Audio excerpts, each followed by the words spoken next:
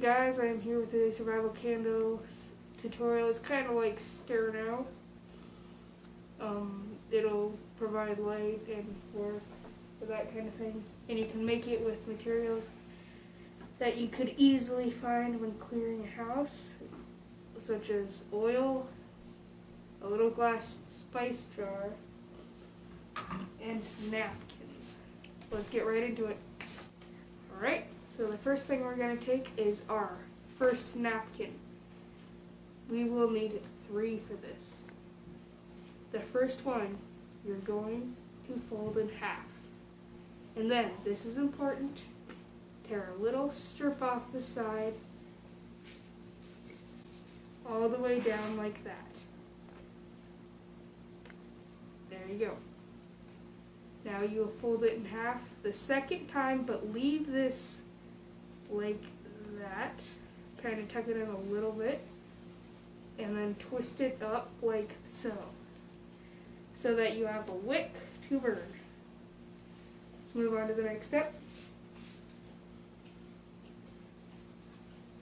Take your remaining 2 napkins and fold them the same way without tearing the wick. So just fold them in half once. And then fold them in half again. And then lay it on top of your other one.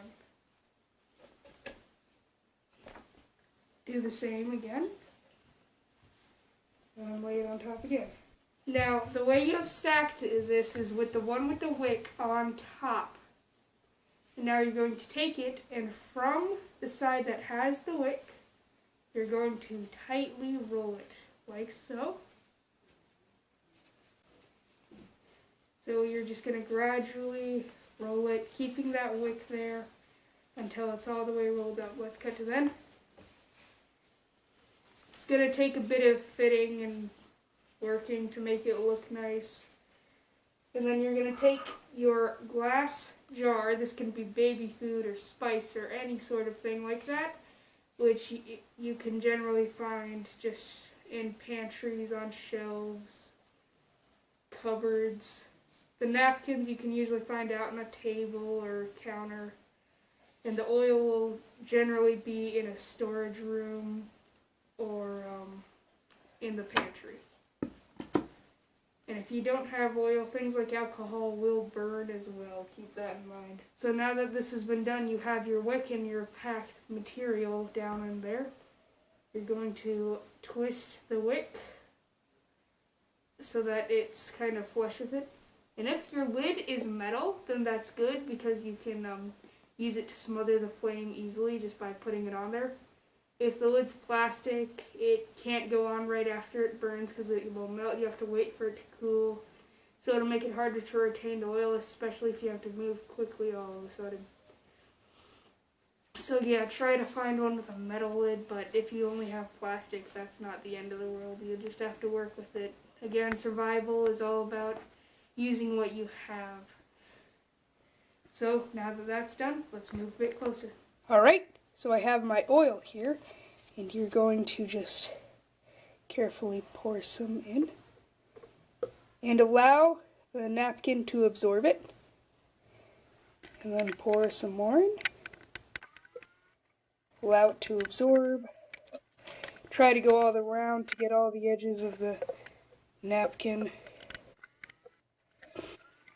And once this is properly filled, as full as you can get it, it'll burn for a very long time.